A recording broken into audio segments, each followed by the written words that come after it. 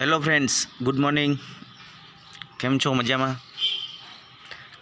ઘણા સમય પછી આપણે ફરી પાછા વિડીયો લેક્ચરની અંદર મળ્યા છીએ. તો today we are going to start our first chapter. એની અંદર આપણે સીન 1, સીન 2, સીન 3 અને સીન 4 છે સ્ટાર્ટ કરી દીધો હતો. બરાબર. અરુણિમા સિન્હાનું યુનિટ હતું.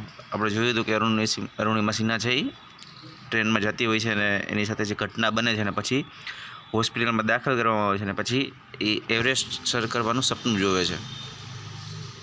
તો આપણે જોયું હતું કે અહીંયા સીન 4ની અંદર કે તે છે એ એવરેસ્ટ બેઝ કેમ્પ પર આવી જાય છે 11 એપ્રિલ 2013ના રોજ. બરાબર. અને એના જે ચાલતી ટ્રેનમાંથી બહાર ફેંકાઈ જવાના બરાબર લગભગ 2 વર્ષ પસાર થઈ ગયા હતા. ત્યાર પછી આવે છે અને કેમ્પમાં કોઈને ખબર નહોતી કે એને એક આર્ટિફિશિયલ લેગ છે, એટલે કે કૃત્રિમ પગ છે. અને જ્યારે એક સવારમાં બરાબર જ્યારે પાછા ફરતા હતા ત્યારે એનો પગ છે બરાબર બરફમાં ભીનો થઈ જાય છે અને એ પછી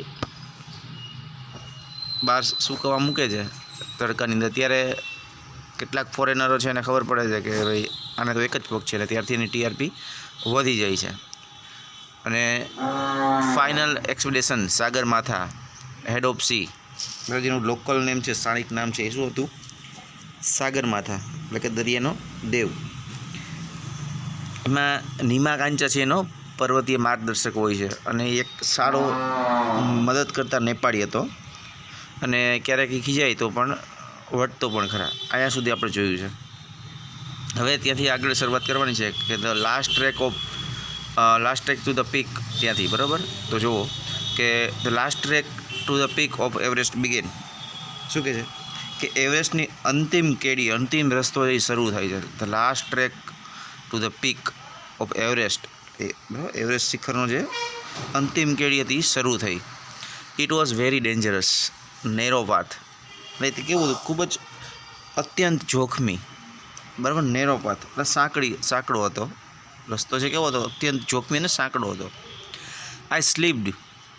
જોજો હવે એ જે માઉન્ટ એવરેસ્ટ સર કરે છે કેવી કેવી મુશ્કેલીઓ આવે છે.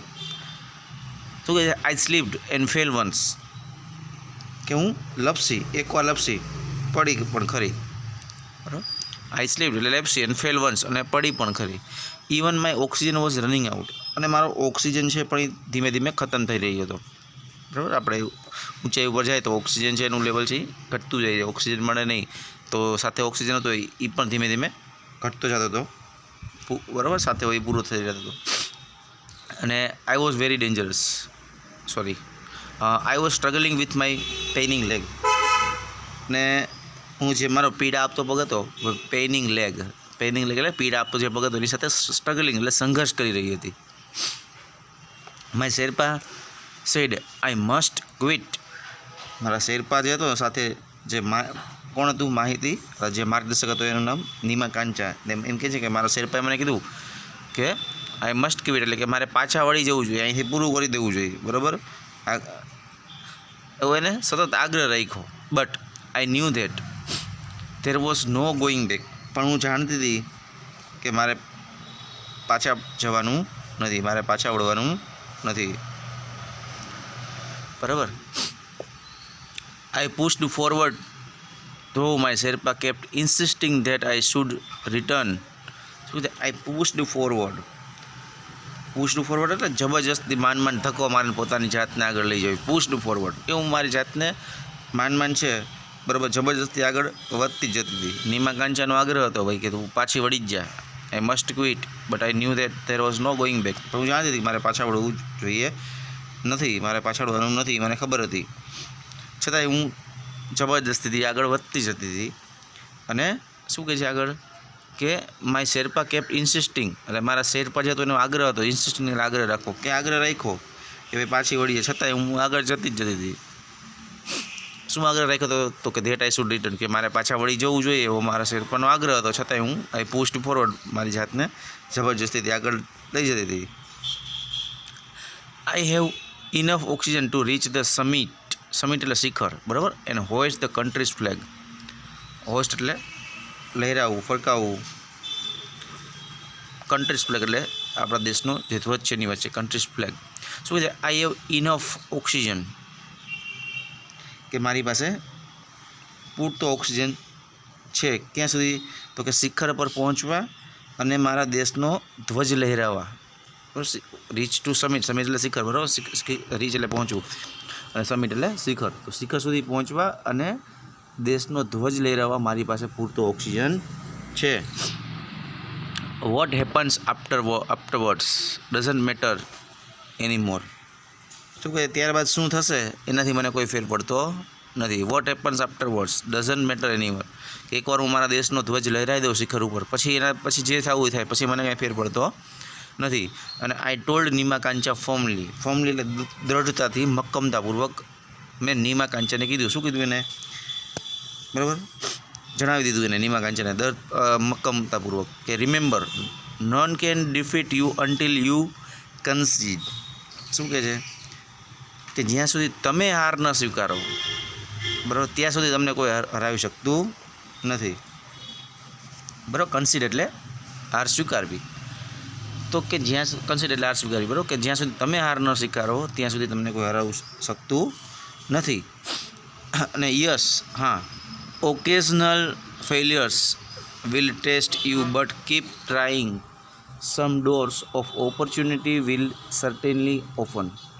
શું કહે છે? હા, ઓકેશનલ ફેલિયર્સ, કે પ્રસંગોપાત તમારી મળતી નિષ્ફળતાઓ છે, બરાબર, એ વિલ ટેસ્ટ, એ તમારી કસોટીઓ જરૂર લેશે. વિલ ટેસ્ટ યુ, તમારી કસોટી જરૂર લેશે, બટ કીપ ટ્રાઇંગ, પણ પ્રયત્ન કરતા રહો. Some doors of opportunity will certainly open. બરાબર, સફળતાના કોઈક દ્વાર છે એ જરૂર ખુલશે. Then I could see him following me even as I continued to drag myself to the top.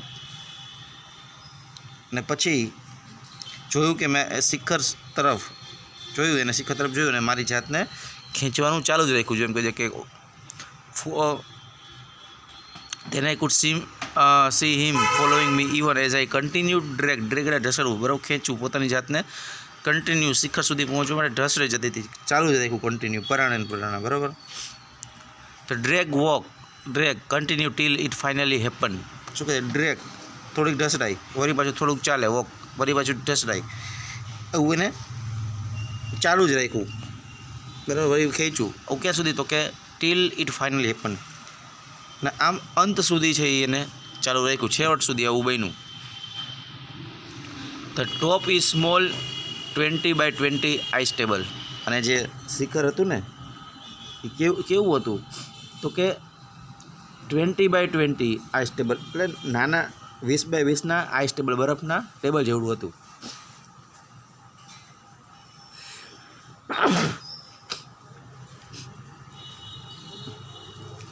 I saw several flags of various countries fluttering proudly. એટલે એમ કહે છે કે શિખર છે એ 20x20 નાનકડા બરફના ટેબલ જેવડું હતું, આઈસ ટેબલ જેવડું હતું. પછી શું કહે છે આગળ? જો કે I saw several flags of various countries fluttering proudly,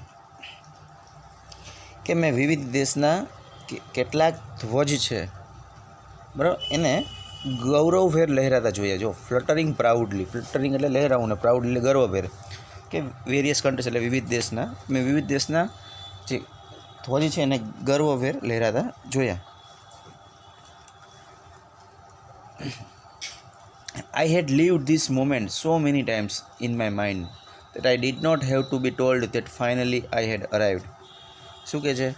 કે મેં આ જે ક્ષણ છે એને મારા મનમાં કેટલી વાર જીવી હતી. જેમ કે છે કે સો મેની ટાઈમ્સ આઈ હેડ લીવડ, બરાબર, ધીસ મોમેન્ટ એટલે કે આ ક્ષણ છે ને મેં બરાબર so many times in my mind, કે મારા મગજની અંદર કેટલી બધી વાર જીવી હતી. that I did not have to be told that finally I had arrived. એટલે એમ કહે છે કે મને એવું પોતાની મારી જાતને એવું જણાવવાની જરૂર નહોતી કે હું આવી પહોંચી છું, બરાબર, શિખર પર પહોંચી ગઈ હતી, મારે જણાવવાની જરૂર નહોતી. At 10:55 AM on 21st May 2013 I was on the top of the world. શું કહે છે કે મેં 2013ના બરાબર 21 મે 2013ના સવારના 10:55 હું દુનિયાના સર્વોચ્ચ શિખર ઉપર હતી.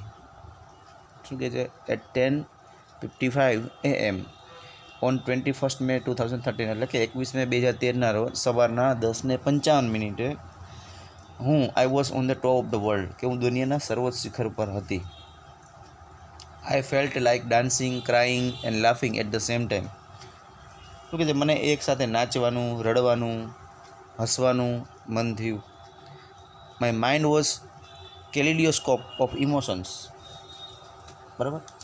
શું કહે છે કેલિડિયોસ્કોપ એટલે શું કે સતત રંગ બદલતા હોય ને એવું આકાર દેખાતું એક ઉપકરણ હોય. તમે ઘણીવાર જોયું હોય કે એક બોક્સ જેવું આવે, એમાં તમે જુઓ ને તો એમાં અલગ અલગ ડિઝાઇન બદલતી હોય, રંગ બદલતું હોય, એને કેલિડિયોસ્કોપ કહેવાય. તો શું કહે છે કે મારું મન છે બરાબર એ સતત બદલાઈ જતી લાગણીઓનું કેલિડોસ્કોપ બની ચૂક્યું હતું. My mind was kaleidoscope of emotions, એટલે સતત બદલાતી જે લાગણીઓ છે એનું કેલિડિયોસ્કોપ બની ચૂક્યું હતું. એટલે કે એની લાગણીઓ સતત બદલાતી હતી કે એક જ સમયે એને નાચવાનું, રડવાનું, હસવાનું મન થયું. બરાબર, કારણ કે એને એવી સિદ્ધિ હાંસિલ કરી હતી એટલા માટે. Every one has reason to be alive, કે દરેક વ્યક્તિ છે એને જીવવા માટે કોઈક કારણ જોતું હોય છે. Every one has a reason to be alive. Alive એટલે જીવવું, રીઝન એટલે કારણ, કે દરેક વ્યક્તિ છે એને જીવવા માટે કંઈક કારણ જોતું હોય છે. અને maybe this was mine, અને કદાચ એ મારા માટે આ કારણ હતું. I held my flag and raised both my hands high up to registers my country's record. શું છે કે મેં મારા દેશનો વિક્રમ નોંધાવવા મારા બંને હાથ બરાબર શક્ય તેટલા ઊંચા કરી અને મારો ધ્વજ લહેરાવ્યો. એમ કહે છે જો I held my flag and raised both my hands high up, તો મારા બંને હાથ છે શક્ય એટલા ઊંચા કરી અને રજિસ્ટર્ડ મારે કન્ટ્રીઝ રેકોર્ડ, મારા દેશનો રેકોર્ડ નોંધાવવા બરાબર મેં મારા શક્ય તેટલા હાથ ઊંચા કરી અને મારો ધ્વજ છે એ લહેરાવ્યો. અને આમ અરુણિમા સિન્હા છે એ આટલી બધી મુશ્કેલીઓ છતાં એ એવરેસ્ટ છે એ સર કરી લે છે. ઓકે, તો ફ્રેન્ડ્સ અહીંયા જે આપણું યુનિટ છે એ પૂરું થાય છે. ખાસ કરીને બીજી વાત એક કે તમને આમાંથી જે યુનિટમાંથી શું શું પૂછાય છે, તો કે એક તો પૂછે છે તમને ક્વેશ્ચન આન્સર, પેરેગ્રાફ ઉપરથી પ્રશ્ન જવાબ લખવાના હોય છે એ પૂછાય છે. ત્યાર પછી આમાંથી ટ્રુ ફોલ્સ પૂછાય છે. પછી બ્લેન્ક પૂછે છે, આમાંથી જ ખાલી જગ્યા પૂછાય છે. અને શોર્ટ નોટ પૂછાય છે. આ 4 વસ્તુ. અને નિયરેસ્ટ મિનિંગ પણ પૂછાય છે. જેમ કે આમાં આપ્યું હોય આર્ટિફિશિયલ લેગ, બરાબર, તો જો એનો જવાબ શું આવે તો નોટ નેચરલ, અથવા તો મેડ બાય હ્યુમન બિંગ, અથવા મેન મેડ, એવું તમે લખી શકો. તો તમને ઘણીવાર નિયરેસ્ટ મિનિંગમાં આવું પૂછાતું હોય તો આપણને આવડવું જોઈએ. બરાબર, તો આ જે ગ્લોસરી છે એ ખાસ વાકી કરજો. પછી જો આમાં લખ્યું છે છેલ્લેથી ત્રીજી લાઈનમાં ચોપ, ચોપ એટલે કાપ, તો કટ, તો આ બધા ઇન્કલિંગ. પછી છે ઇન્કલિંગ, જો ઇન્કલિંગ એટલે હીટ. ચોથી લાઈનમાં પૂછે ઇન્કલિંગ, તો ઇન્કલિંગ એટલે હીટ. એ રીતે છે સિક્સ સેન્સ. તો આ દરેકના ઇંગ્લિશ વર્ડ છે ને એ ખાસ પાકા કરજો, કારણ કે તમારે નિયરેસ્ટ મિનિંગ પૂછાય છે, એક્ઝામની અંદર પૂછાય છે. બરાબર, તો આ ગ્લોસરી ખાસ પાકી કરવો. અને આ દરેક શબ્દ છે એ આપણે યુનિટનું સમજાયું એની અંદર ભાષાંતરમાં દરેક શબ્દ આવી ગયા છે. બરાબર, જેમ કે લખ્યું છે ગ્રેવિટેશનલ ફોર્સ, તો ગુરુત્વાકર્ષણ બળ, પિંગ પોંગ, આ બધા શબ્દો છે એના અર્થ છે એ આવી ગયા છે. મેં તમને કીધું હતું કે જ્યારે યુનિટ સમજો ત્યારે હાથમાં તમારે પેન્સિલ રાખવાની છે અને આના અર્થ લખી લેવાના છે, જેથી કરીને તમને ગ્લોસરી છે એ લખવામાં સરળતા રહે. તો તમારે ગ્લોસરી યુનિટ 1 છે એની લખી લેવાની છે અને એના જે મિનિંગ છે યાદ રાખવાના છે, જેથી કરીને નિયરેસ્ટ મિનિંગ એક્ઝામમાં પૂછે તો આપણને આવડે લખી શકીએ એટલા માટે. તો અહીંયા યુનિટ 1 છે એનું રીડ 1 પૂરું થયું. હવે આપણે આની એક્સરસાઇઝ જોઈ લઈ કે કેવી રીતે પૂછાય છે. બરાબર, તમને ટ્રુ ફોલ્સને પૂછાય તો કેવી રીતે બ્લેન્ક પૂછાય જોઈ લઈ. જો અહીંયા આ જે યુનિટ 1 છે બરાબર, એના ટ્રુ ફોલ્સ પૂછે છે. તો જો આમાં તમને પહેલાં 5 ટ્રુ ફોલ્સ છે, 1 થી લઈને 5, એ આજે યુનિટ રીડ 1 સમજાવ્યું એના છે. બરાબર, તો ખાસ સમજજો કે શું આવે છે આની અંદર, બરાબર. હવે એમાં પહેલું જે છે, બરાબર, તમને સમજાયું કે Arunima Sinha was international level volleyball player. તો ટ્રુ આવશે કે ફોલ્સ આવશે? શું જવાબ આવશે? તો આપણને ખબર પડવી જોઈએ કે આનો આન્સર શું આવે છે, બરાબર. તો અહીંયા આપણે જોયું હતું યુનિટમાં કે અરુણિમા સિન્હા છે એ નેશનલ લેવલ વોલીબોલ પ્લેયર હતી, ઇન્ટરનેશનલ લેવલ નહોતી. એટલે આ પહેલાંનો જે આન્સર આવશે શું આવશે? તો કે ફોલ્સ આવશે, બરાબર. તો પહેલાંનો જવાબ આવશે ફોલ્સ, બરાબર. ત્યાર પછી નેક્સ્ટ બીજું છે કે ઇન ઇન્સિડેન્ટ હેપન, બરાબર.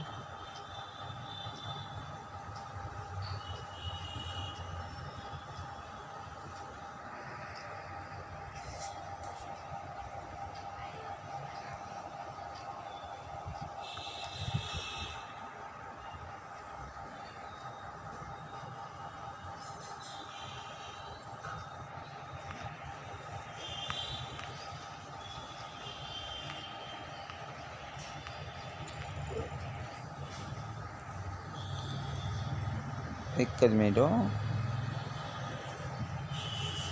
હા, અહીંયા જુઓ. હા, તો શું છે પેલું? Arunima Sinha was an international level volleyball player. તો એ શું આવશે? એમાં ફોલ્સ આવશે, બરાબર. તો પહેલું છે એ ફોલ્સ આવશે.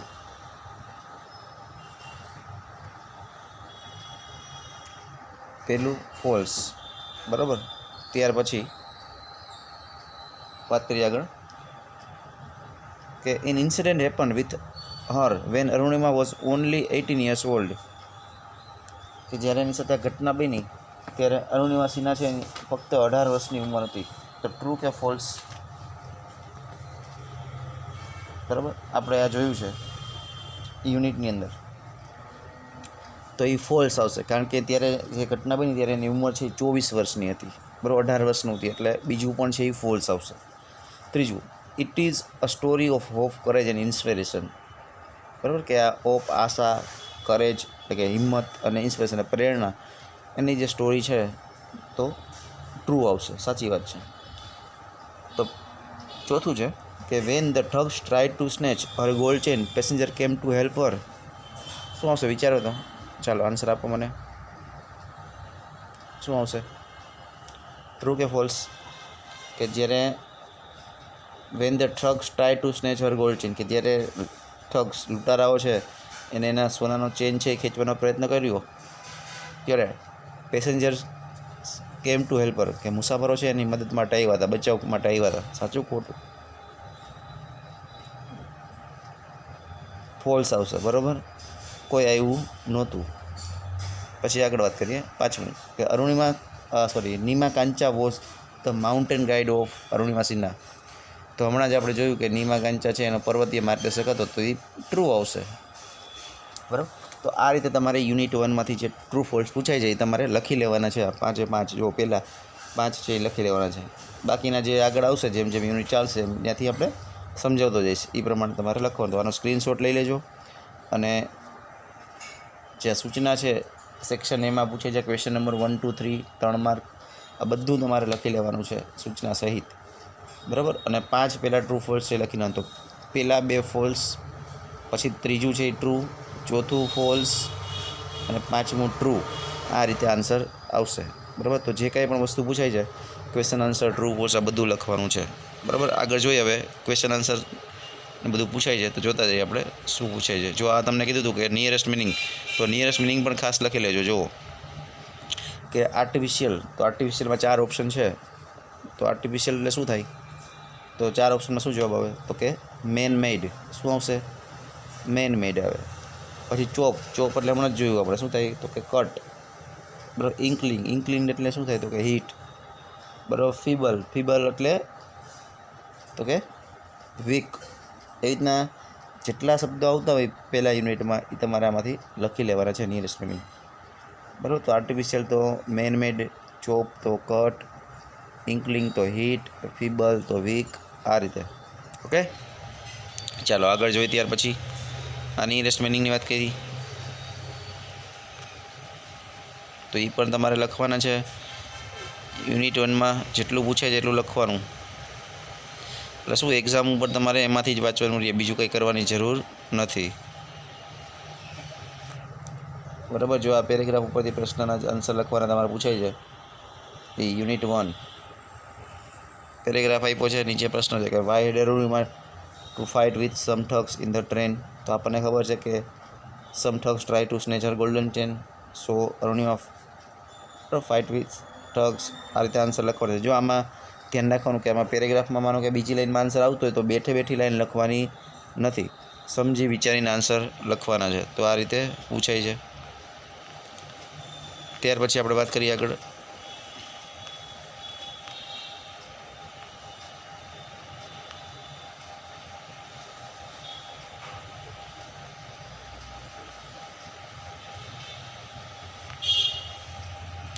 તો અહીંયા જો શોર્ટ નોટ પૂછાય છે. શોર્ટ નોટ છે કે અરુણિમા સિન્હા કરેજિયસ ગર્લ, અથવા તો તમે એવું પૂછે કે Arunima Sinha scaling mount Everest. તો આ રીતે લખવાનું હોય છે તમારે શોર્ટ નોટમાં. તો આનો સ્ક્રીનશોટ લઈ લેજો તમે. બરાબર, શોર્ટ નોટ પૂછે 3 માર્કમાં. તો પહેલા યુનિટમાંથી આ શોર્ટ નોટ છે.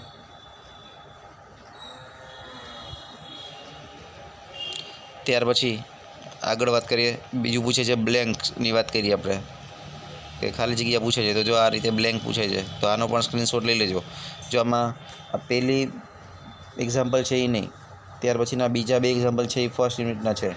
તો ખાલી સૂચના છે એનો સ્ક્રીનશોટ લઈ લેજો. અને આજે પછીના 2 એક્ઝામ્પલ છે જોઈએ આપણે. જો આવી રીતના બ્લેન્ક પૂછે તમારે, બરાબર, 3 માર્કમાં પૂછાય કે ઇવન ધો ધ ખાલી જગ્યા was full, run of my fellow passengers got up to even ખાલી જગ્યા what was happening forget about their coming to my ખાલી જગ્યા. તો આમાં કાઉન્સમાં જે શબ્દ એ પછી રેસ્ક્યુ, ઇન્ક્વાયર અને કમ્પાર્ટમેન્ટ, તો યોગ્ય શબ્દ તમારે મૂકવાનો છે આમાં. બરાબર. તો આ યુનિટમાંથી બેઠો પેરેગ્રાફ લીધો હોય. બરાબર, યુનિટમાંથી બેઠો પેરેગ્રાફ લીધેલો છે. તમારે શું કરવાનું હોય, ખાલી જ્યાં સાદો શબ્દ આવતો એ મૂકવાનો હોય. બરાબર. તો ધ કમ્પાર્ટમેન્ટ વોઝ ફૂલ, પહેલાંમાં શું આવે, કમ્પાર્ટમેન્ટ આવશે જવાબ. પછી the compartment was full, none of my fellow passenger got up to even inquire, બીજામાં આવશે ઇન્ક્વાયર, અને ત્રીજામાં આવશે રેસ્ક્યુ. તો આ રીતે ખાલી જગ્યા પૂરી અને તમારે જવાબ છે એ લખી નાખવાના છે. ચાલો એ જ રીતે બીજું છે, જુઓ. એ પણ અરુણિમા સિન્હા છે એનું યુનિટમાંથી જ છે. બરાબર, યુનિટ 1 રીડ 1નું જ એક્ઝામ્પલ છે કે ધ વુલ્સ મેડ અનધર ખાલી જગ્યા to snatch my chain, still I resisted until one of them driven by frenzy gave me and ખાલી જગ્યા hard kick using all this force of balance I could not ખાલી જગ્યા in time. ચાલો એમાં શું આવશે, આપો આન્સર. વિચારો. જો આમાં 3માંથી માનો કે પહેલી ખાલી જગ્યાનો જવાબ ન આવડતો તો 3માંથી એક તો એવું હોય જ કે તમને જે આન્સર આવડતો હોય. બરાબર, બ્લેન્ક જ પૂરવાની છે અને કાઉન્સમાં ઓપ્શન પણ આપેલા જ છે. તો ચાલો પહેલામાં શું આવશે, the wolves made another attempt એટલે પ્રયત્ન કરવો. બરાબર, તો સ્નેચ માય ચેન, કે આ જે વરુવો હતા ને બીજો પ્રયત્ન કર્યો માનો ચેન ખેંચવાનો, આપણે જોયું હતું. પછી સ્ટીલ આઈ રેઝિસ્ટેડ, પ્રતિકાર કરતી રહી, until one of them driven by frenzy gave me an extra hard kick. બરાબર, એટલે બીજામાં આવશે એક્સ્ટ્રા. પહેલામાં શું કીધું, એટેમ્પ્ટ, બીજામાં એક્સ્ટ્રા, અને using all this force of balance I could not recover in time, અને ત્રીજામાં શું આવશે તો કે રિકવર. તો આ રીતે તમારે આ જે બ્લેન્ક છે યુનિટ 1 રીડ 1ની એ પૂછાય છે. તો આનો પણ સ્ક્રીનશોટ લઈ લેજો, સાચો જવાબ લખી નાખજો. આપણે એક્ઝામમાં છે પૂછાશે. બરાબર, આપણે યુનિટ 1 છે એક્ઝામમાં પૂછાશે. આપણે એક યુનિટ ચાલ્યું છે તો એક યુનિટ એક્ઝામમાં પૂછશું. ઓકે, તો આજના વિડીયો લેક્ચરની અંદર આપણે જોયું કે યુનિટ 1 એમાં રીડ 1 પૂરું કર્યું. અને અહીંયા જે રીડ 1ની જે એક્સરસાઇઝ હતી બધી એ પણ જોઈ લીધી. True false, blank, short note, question answer, nearest meaning, આ 5 વસ્તુ પૂછાય છે તો 5 વસ્તુ જોઈ છે. બરાબર, એમાંથી તમે તૈયારી કરજો એક્ઝામની અંદર. ઓકે, તો આજના વિડીયો લેક્ચરની અંદર આપણે અહીંયા સુધી રાખશું. બાકીનું જે યુનિટ 1 એનું જે રીડ 2 છે એ આપણે નેક્સ્ટ વિડીયો લેક્ચરની અંદર જોશું. ઓકે.